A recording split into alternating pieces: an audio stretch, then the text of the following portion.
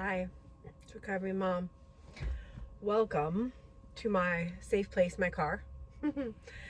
I had a message about making this video, talking to loved ones or parents or kids or whoever it is in our life that has to deal with us, right, when we have an eating disorder.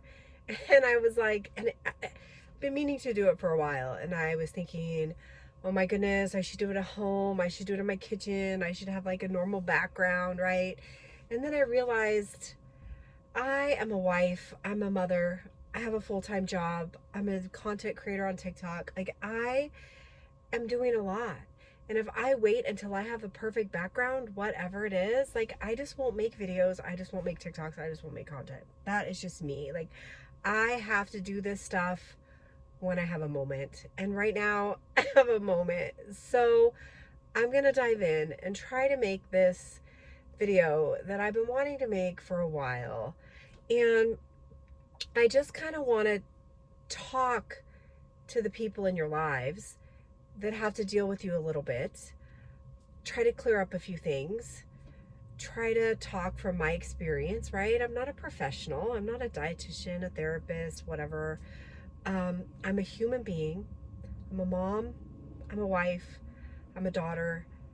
I've had an eating disorder most of my life. I've dealt with it and I've fully recovered. I've learned a lot about it, as do most of us with eating disorders. We really learn how to research eating disorders. So let's dig in. The first thing I want to say is I'm sorry. I'm sorry that your family member, loved one, whoever it is in your life, is suffering with an eating disorder. Because I know that means you're suffering too. I know that means you're walking on eggshells. I know that means you don't know what to say. You don't know what to do. You don't know how to help. You don't know when to not help. You don't know when to kick them to the curb. Like, you just don't know.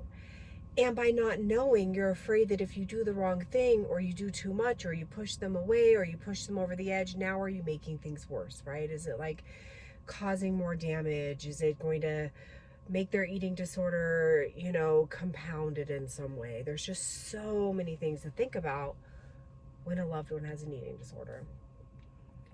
That said, eating disorders are evolutionary adaptations to famine, okay? They're genetic, they're evolutionary. They come from a point in history, the Pleistocene era. I'm going to butcher that name. They come from that time in history, right, when food sources were scarce. We were doing a lot of migrating across the globe, okay? And so when food was scarce, we're going to go back in time a little bit. If food was scarce and your people were in a famine environment, the people with eating disorders, the people with that genetic predisposition, okay, when they would go into energy deficit, this is what's happening to your loved one. When they go into energy deficit, the genetic evolutionary adaptation for anorexia turns on.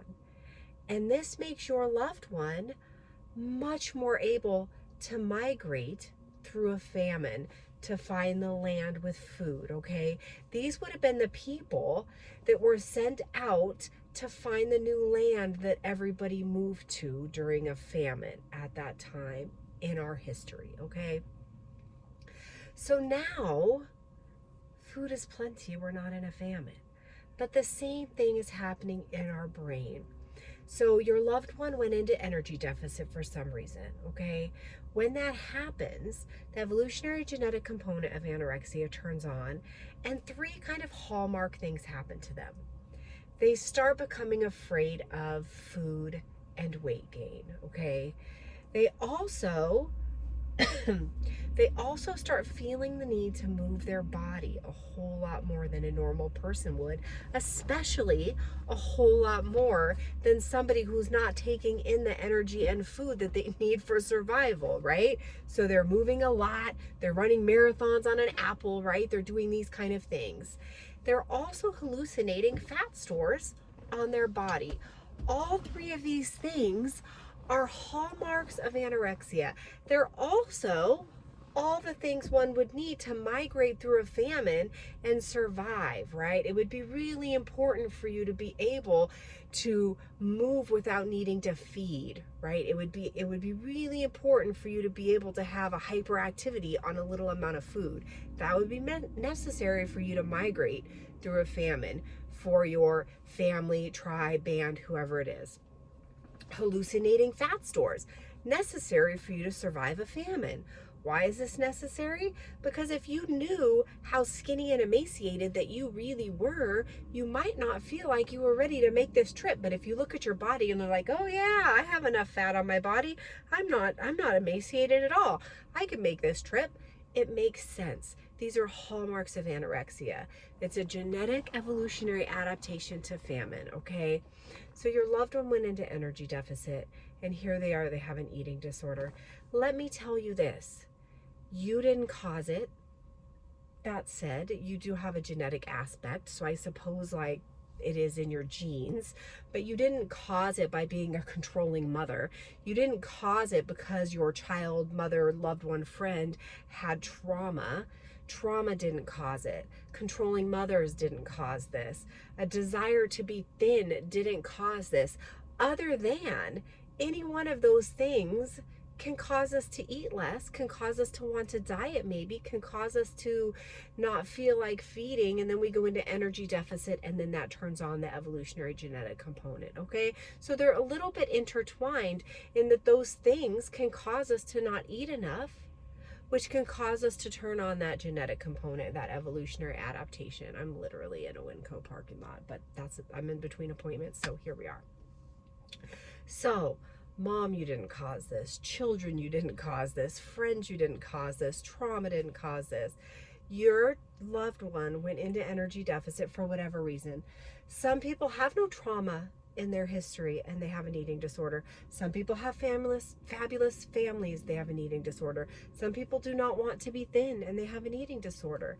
Eating disorders were around in times in our history when it was fashionable to be of a larger body size. People still had eating disorders, right? People had eating disorders. There was the anorexic saints that had eating disorders, right? They used to throw up using twigs.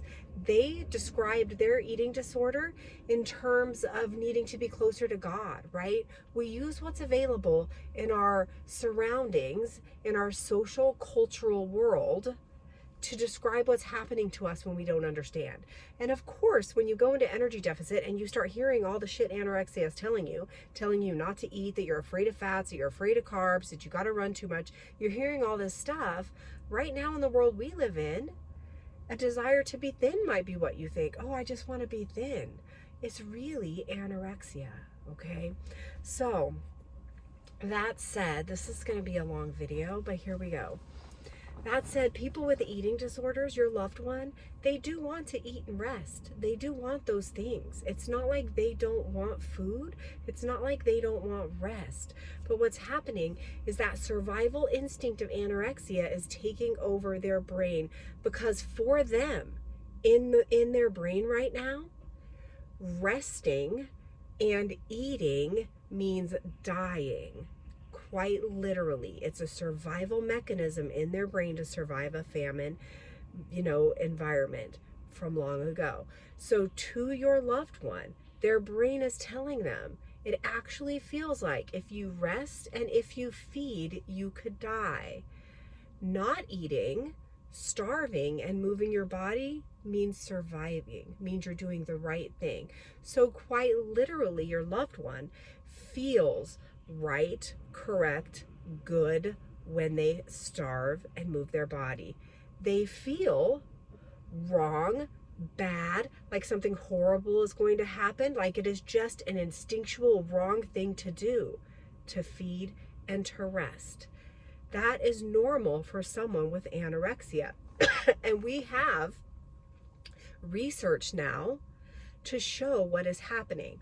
On my website, I have a pamphlet that I've made that describes the hormonal and neurotransmitter changes that happen to someone who has anorexia, okay? When you have anorexia, there is hormonal reasons why people seek out fats and high-calorie foods. We have actual neurotransmitters in our brain that make us seek these out. When you have anorexia, those neurotransmitters are damped down so that you stop seeking out fats and high calorie foods and you actually get an aversion to them. We also have a hormone, more than one of them actually, responsible for making us seek out movement. And that hormone is hyperactive when we have anorexia expressed in our brain. So we are seeking out movement like mad, okay? There are real reasons why your loved one feels this way. They're not just doing it for spite. They're not just doing it to be thin. There is a survival instinct drive of hormones, brain chemistry, and neurotransmitters happening in their brains, telling them that moving is the right thing to do. On top of all this, people with anorexia are highly conscientious people. That means we have a drive to do the right thing. And when our brain is telling us, quite literally, our brain chemistry is telling us that starving and moving is the right thing to do, it becomes of utmost importance to us. Because we are super conscientious and we want to do the right thing. And that means when we do the wrong thing, which is resting and feeding, that feels even more bad and wrong and horrible. And it's hard to do. You're fighting against your own survival instinct, okay? So now that we know that, let's talk about the fear that we have to go through. Because a lot of people say, recovery mom, my loved one, my mom, my dad, my kids, my friends, they don't understand how afraid I am to eat. They don't understand what it's like to actually put that food in my mouth.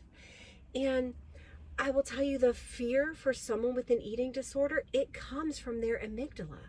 This fear, oh, I'm getting a phone call, sorry. This fear that they have is quite literally the same as if someone has a fear of flying and they parachute out of an airplane. It's the same as somebody who has a death fear of snakes and they jump into a pile of snakes. It is from that fight or flight amygdala part of your brain, quite literally your brainstem, right? And so it's not just that they don't want to eat, they don't want to gain a little weight. It is a survival type of fear. And so I can remember when my own dad was like, I told them I had an eating disorder, and my dad said, okay, now that you know, you can just eat, right? Now that you know you have an eating disorder, just eat. And I said, you know, Dad, here's the thing. My dad has a very big fear of spiders. He always has. Like, he can't even kill one if it's on the wall. Very big fear of spiders. And so I can remember telling my dad, hey, Dad, I want you to think about if you woke up in the morning and you came into the kitchen and I served you your breakfast with a plate with a bunch of spiders on top, okay? Like, I just literally gave you breakfast with your worst fear on top, spiders. Like, would you be able to eat? What would you do? He's like, well, no, I wouldn't eat. Of course I wouldn't eat that. I would throw it away, whatever. I'm like, okay, it makes sense, right? If you had your worst fear in front of you, you probably wouldn't eat it. It's okay, but now lunch comes around, right? And I gave you lunch and you're probably kind of hungry by now, right? You didn't eat breakfast. Here's lunch and it has spiders all over it again. What would you do? And he's like, well, like, I'd be hungry, but I still wouldn't eat it. Of course not. It's got your biggest fear on it.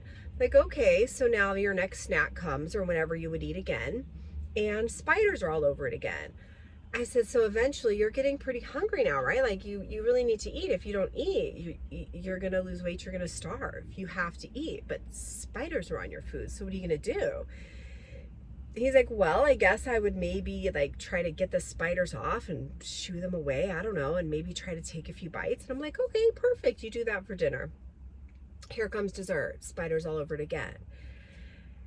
And I said, eventually you're just going to give up. And you're not going to eat, because biggest fear on biggest fear on biggest fear. Spiders on spiders on spiders.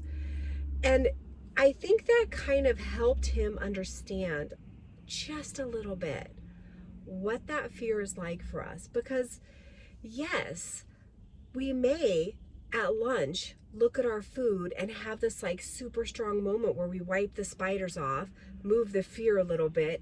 We can pick a little bit at it and we can try to put all that out of our minds and we can eat. But dinner comes around again and it's still covered with spiders. The fear is still there. It's not less, it is just a solid primal fear. So I want you to think of what your worst fear is. Is it jumping out of an airplane, right? Is it snakes? What is your worst fear? And now I want you to honestly check in with yourself and think, what if every meal, this thing that you have to do quite literally to survive and live, is covered with that fear? What if you have to jump out that plane and parachute every time you had a meal? What if you had to sift through snakes every time you needed your sandwich, right? What if that is what happens for you? Because guess what? That is what eating is like for your loved one. That is what we're doing at every meal. And so now I'm sifting through the spiders and I'm eating my meal, and it's hard to take a bite, and I'm trying to take two, but my loved one in the room is getting impatient and they're getting angry and they're getting frustrated because I'm not eating enough or fast enough, and they think I'm being obstinate and they think I'm being mean and they think I'm not trying hard enough. And really, I'm trying as hard as I can, but quite literally there's spiders all over my plate, right? And so I know it's frustrating for you. I get that. It was frustrating for my kids. I had teenagers. I had older, my children were like early teens to late teens when I went through the deepest part of my eating disorder. I had a husband watching me try to refeed myself. And so I get how frustrating it is because I watched them watching me. But at the same time, your loved one is eating through spiders or snakes, right? So I hope that explains maybe the fear that they're facing every time they eat. And that same fear is the same fear they face when they don't run, when they stay home from a run, when they skip a gym. It's not just that they don't go to the gym, it's that their brain is on overdrive thinking about how they didn't go to the gym and they should have, because that was the right thing to do. And because they didn't go to the gym, this is going to happen and that's going to happen. And now they can't eat and blah, blah, blah, blah, blah. And they were just trying to eat normally, but there's spiders all over their food. But now they didn't go to the gym. So now they're blah, blah, blah. And it's just on and on and on. Your loved one's brain quite literally is stuck. It's stuck in this fight or flight survival moment, and it's never letting up. There's not a moment in their day when that genetic component of anorexia is turned on.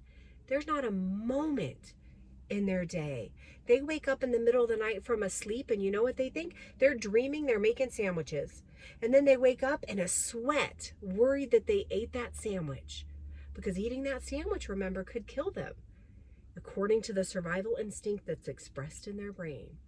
So let's talk about what you can do, okay? So as a loved one, as somebody who loves these people, it's your, and I'm not letting these people who have eating disorders off.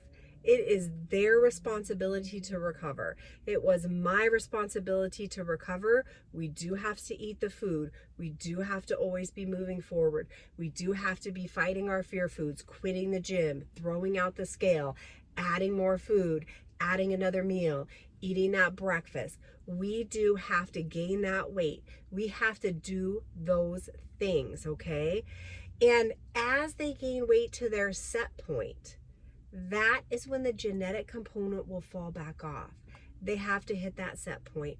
Is their set point the low end of the BMI? No. Their set point is probably much higher than any of you anticipate. It's going to be so hard for them to get to their set point. So what can you do to help them get to that set point, to help them eat, to help them stop running, stop the gym, throw out the scale? So I had someone tell me once, my therapist tell me once, and I love this analogy. Your job as a loved one to someone with an eating disorder is quite similar to the job of a labor delivery nurse, okay? You need to be the cheerleader. You need to tell them what a good job they're doing. When they mess up, you say, that's okay, let's get going. That's okay, keep moving. There will be a lot of mess ups. There will be a lot of runs when there shouldn't have been. There will be a lot of skip meals when we should have eaten. That's part of recovery. Nobody's recovery is perfect. It took me 3 years of solid recovering to get recovered. I was always moving forward, but sometimes at a snail's pace, okay? Sometimes so slow. So your job is not to harp on them, is not to micromanage them, is not to police them, right? Unless they're a minor, right? Unless they're a child, and then that might look a little differently. But quite literally, you cannot shove food in their mouth. You can't do that. And if you try to do things like that, you're just going to create a rift and separate yourself more from them, when what they need is a cheerleader in their corner. So for example, when I would say something to my husband like, my stomach is so bloated, I can't take it. I don't think I can eat tomorrow. He would just say, oh my gosh, but you had pancakes. You love pancakes. Remember how good those pancakes were? Your stomach is wonderful. Your stomach is beautiful. Everybody has a stomach. Like, he was just a cheerleader. He never said, oh my gosh, he never got frustrated. He probably did behind closed doors, but he never did in front of me. In front of me, he just was my cheerleader. And that's what you have to be. You're going to get frustrated. You're going to have times when you're upset. That's part of this whole traumatic thing that you're going through. But you have to put that aside when you're working with someone with an eating disorder, because what they're doing is life or death. What they're doing is working through a fear that's coming from their amygdala, like jumping out of a parachute. If you were trying to get up the nerve to jump out of a parachute and someone got all pissy with you and angry with you, you would just dig in your heels and say, fuck no, I'm not jumping anymore. Screw you, I'm out. You wouldn't do your biggest fear. You would say, hell no. If somebody's trying to eat through their biggest fear and you get kind of pissy and you're like, you know what, you should eat twice as much, or actually you skipped lunch, so you have to eat this dinner, they're going to be like, fuck you, fuck no, I'm out. Because their eating disorder is looking for any excuse to give up and jump out. So what you do need to say is, I know you can do it. Can I sit with you? I'll just sit with you. I'll just sit with you while you eat. What would help you? Should I eat 2? I'll eat 2. Are we eating pancakes? I'll eat a pancake. Are we trying mayo? I'll have some mayo. Let's eat together. And ask them what is helpful. Ask them what is not helpful. And then take it to heart. Okay? So I hope this made sense. I tend to ramble. I'm in a Winco parking lot, but quite honestly, if I didn't pull over and make this here, I would never make it. So I think that's all I wanted to talk about. Why your loved one has anorexia, where it came from. It didn't come from you. It didn't come from trauma, right? It didn't come from a controlling mother or this desire to be thinness, right? It came from an energy deficit, which could be an offshoot of those things, right? We talked about the fear of eating, the hallmarks of your anorexia, okay? And we talked about what you can do, right? Just fall back on being a cheerleader, being a labor and delivery nurse. You can't deliver the baby. You can't make them eat. You just can't. That's out of your control. But what you can do is tell them, great job, great work every time they do eat. Amazing job every time they don't run. Offer to watch a movie with them. Offer to sit on the couch with them when they're trying to rest. Just offer to be there. So, that said, I'm gonna go. I have my next appointment to get to. Hope that was a little bit of help. If you have questions, put them below. I think my link tree might be on my YouTube. I don't know how many people on YouTube, so I know it's on my TikTok. You can go over to TikTok and see it there. If you want the pamphlet on the hormones and neurotransmitters, they're on my website, which is, I think, recoverymom.coach, if I remember correctly. I don't know. It's all linked on the link tree, which is on the TikTok. All right. The weather is getting cold.